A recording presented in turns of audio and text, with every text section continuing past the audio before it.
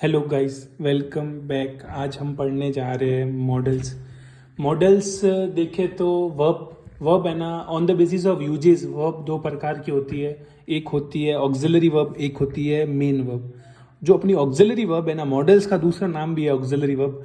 ऐसे सही देखे तो ऑक्सिलरी वर्ब दो प्रकार की होती है। एक होती है वर्ब की बेस फॉर्म, एक दूसरी होती है मॉडल्स। वर्ब की बेस फॉर्म आपको पता हो तो थोड़ा थोड़ा आइडिया दिला दूँ। वर्ब की बेस फॉर्म तीन प्रकार की होती है, बी, हैव और डू। इनसे ही मिलकर आगे जाके अपनी हेल्पिंग वर्ब बनती है टेंसेस की। और आज हम पढ़ने जा रहे हैं models, second type auxiliary verb का सेकेंड पार्ट मॉडल्स अपन कुछ मॉडल्स है आज जो पढ़ेंगे कुड तक, और बाकी के अपन पार्ट 2 में पढ़ेंगे, है ना। तो फर्स्ट है आज सेल। सेल होता है, सेल के एक्चुअली अलग अलग subject, on the basis of subject आप कह सकते हैं सेल के दो तीन यूजेज है। फर्स्ट, अगर सब्जेक्ट अगर फर्स्ट पर्सन हो जैसे कि आई और वी, तो अपन सेल को ट्रीट करेंगे नॉर्मल टॉकिंग के तौर पे। सेल को यूज करेंगे सेंटेंस में एज ए नॉर्मल टॉकिंग के तौर पे। अगर सब्जेक्ट अपना सेकंड या थर्ड पर्सन हो, ही, शी, इट, दे, यू, तो अपन सेल को अगर सेंटेंस में यूज करेंगे कंपलसरी ऑब्लिगेशन तौर पे। अगर एग्जांपल दे सकते हैं जैसे कि आई सेल वर्क हार्ड, मैं वर्क हार्ड करूंगा। एक नॉर्मल टॉकिंग, अब करना नहीं करना उसके ऊपर है, ये बस एक नॉर्मल उसने बात बोल दी कि मैं वर्क हार्ड करूंगा, है ना।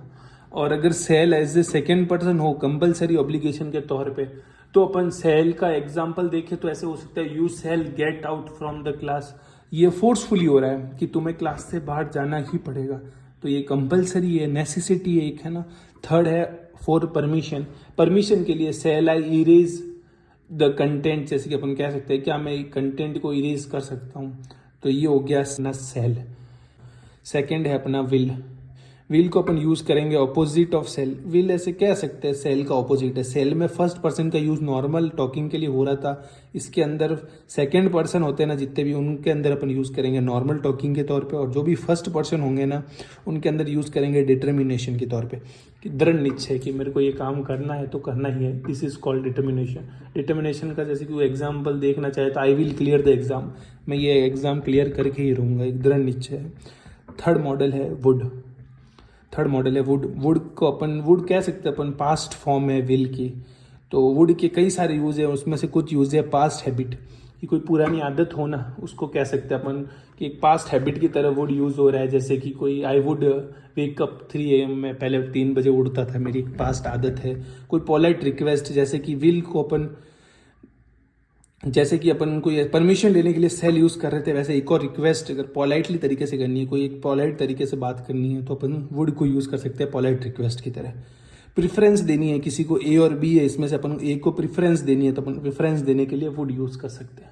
अगला लास्ट है कंडीशनल सेंटेंस। कंडीशनल सेंटेंस में अपन वुड यूज करते हैं जब अपना वुड बना होता है पास्ट टेंस, मतलब तो अपन वुड और शुड के साथ वर्ब की बेस फॉर्म लगा के कंडीशनल सेंटेंस बनाते हैं ना।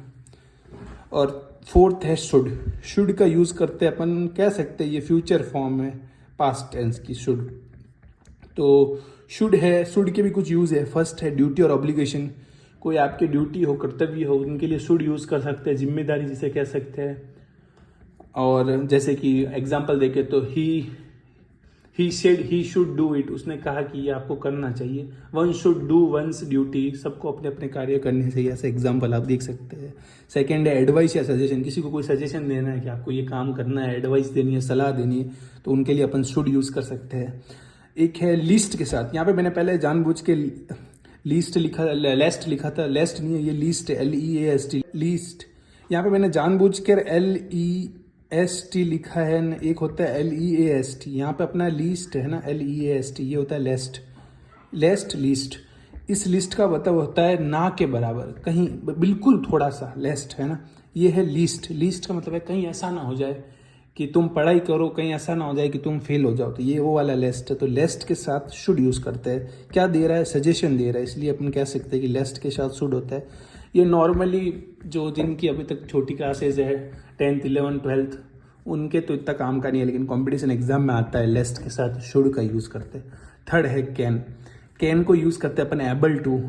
एक कंपटीशन एग्जाम में क्वेश्चन भी आता है, बहुत फेमस है, कि कैन के साथ एबल टू लिख के दे देता है क्वेश्चन में, लेकिन ये एरर बन जाता है क्योंकि कैन का मतलब यही होता है एबिलिटी शो करना, तो सेंटेंस में आगे एबल टू नहीं होता। आप सिर्फ समझने के लिए समझ सकते हैं कैन का मतलब होता है एबल टू। कैन के भी 4 यूजेस है। फर्स्ट है एबिलिटी, कैन एबिलिटी शो करता है, वो तो सबको ही पता ही होता है, कैन एबल कि I can do this work, है ना, मैं ये काम कर सकता हूँ, है ना, I can do it, ability show करता है।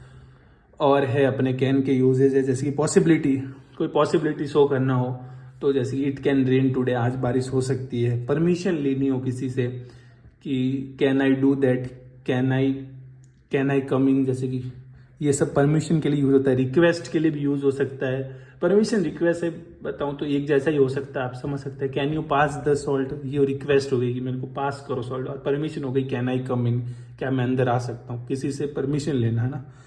अगला है, लास्ट है कुड। कुड पास्ट फॉर्म है, कैन की पास्ट फॉर्म इज कुड, है ना।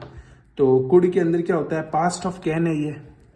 इसके अंदर भी अपने दो यूजेज है, एक है पोलाइट रिक्वेस्ट और सेकंड है पॉसिबिलिटी। किसी से पोलाइट रिक्वेस्ट करना है वुड की तरह तो अपन यूज कर सकते हैं कुड।